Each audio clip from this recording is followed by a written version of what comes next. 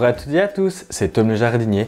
On se retrouve aujourd'hui car je voulais vous donner quelques conseils sur les plantes que l'on a tendance à recevoir à Noël. Il y en a beaucoup et certaines, on ne sait pas forcément comment bien s'en occuper.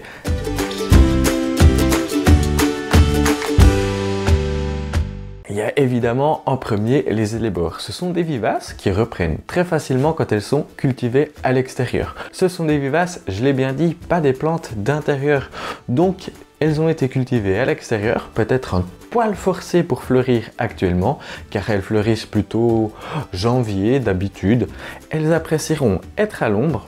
Donc il est vraiment crucial de les mettre à l'extérieur parce que dans nos appartements, même s'ils ne sont pas autant chauffés que d'habitude cette année, elles apprécieront plutôt le climat de l'extérieur. Ce sont des plantes qui apprécieront avoir froid plutôt que la chaleur de nos appartements et là il fait vraiment trop chaud pour elles, surtout qu'il manque un petit peu de lumière. Bref, vous l'aurez compris, quand vous la recevez immédiatement à l'extérieur. Placez-la dans une terre bien humifère, rajoutez peut-être un petit peu de compost à la plantation, vous pouvez aussi ajouter un petit paillage et puis le tour est joué. L'endroit parfait pour les planter, là c'est vraiment sous un arbuste par exemple ou sous un arbre au feuillage caduc, elles s'y plairont grandement.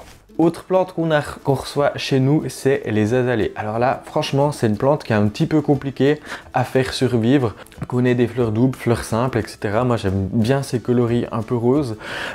Là, mon conseil, c'est une soucoupe et bien l'arroser sans forcément détremper les racines. Donc, bien l'arroser, détremper la motte, attendre qu'il n'y ait plus de petites bulles d'air qui remontent à la surface.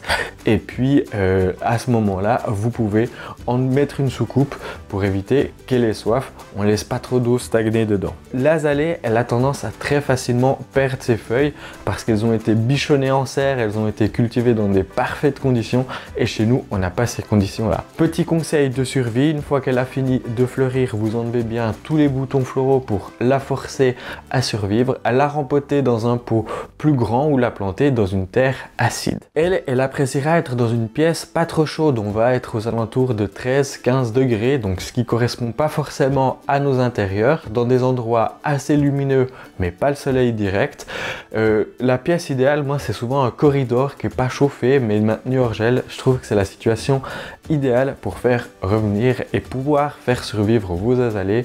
Mais si vous arrivez malheureusement pas à la faire revivre, sachez que c'est vraiment compliqué pour des plantes qui ont vraiment eu des conditions de culture particulière pour être en fleurs chez nous à cette période. Je voulais aussi évidemment vous parler des cyclamènes. Alors les cyclamènes, ça c'est des plantes qui apprécieront aussi l'extérieur. Chez nous, si on les met en intérieur, ils risquent de fleurir très rapidement, faire aussi pas mal de feuilles et s'épuiser. Donc là aussi, comme l'azalée, plutôt une pièce fraîche, plutôt lumineuse, pas le plein soleil, pour aussi un petit peu ralentir la floraison des cyclamènes. Ce que j'apprécie avec les cyclamènes, c'est qu'il y en a un large choix de couleurs, entre du rose jusqu'à du violet. Là, j'en ai aussi trouvé avec des couleurs un petit peu plus foncées. Il existe aussi maintenant chez certains fleuristes des cyclamènes parfumés qui peuvent être vraiment sympas à avoir en intérieur. Là, le conseil, moi, c'est peut-être de les mettre aussi en jardinière à l'extérieur, bien abrité du gel, mais à l'extérieur, ça peut s'y plaire. Côté soins, là, il faut être particulièrement vigilant à bien enlever à la base les fleurs fanées parce qu'à cet endroit-là, il y a souvent de la moisissure qui peut arriver, hein, le botrytis. Aussi un petit conseil, regardez bien chez votre fleuriste, pas qu'il y ait ce fameux botrytis qui soit déjà présent à leurs pieds.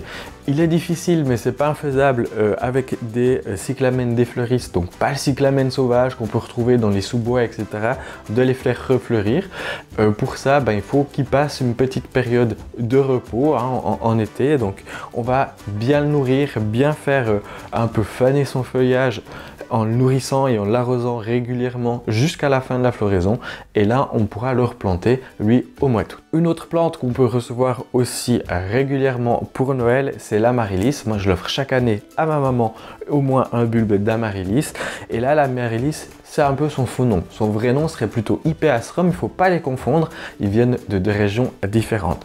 Là, il y a tout un tas d'astuces pour les faire refleurir. J'ai déjà fait une vidéo à ce sujet, je vous la laisse la retrouver dans la description ou dans le lien en haut, je ne sais plus exactement où, de quel côté. Là, on va bien l'arroser, pas forcément besoin d'y mettre de l'engrais jusqu'à ce que sa période de floraison, hein, parce que le bulbe contient déjà toutes les ressources pour fleurir cette année. C'est important dès la fin de la floraison de mettre un engrais liquide par arrosage, plutôt azoté dans ce cas-là, parce qu'on va en fait fortifier le feuillage, c'est vraiment important, et continuer à bien l'arroser, ne surtout pas couper le feuillage, et puis on pourra sortir la plante à l'extérieur durant les beaux jours.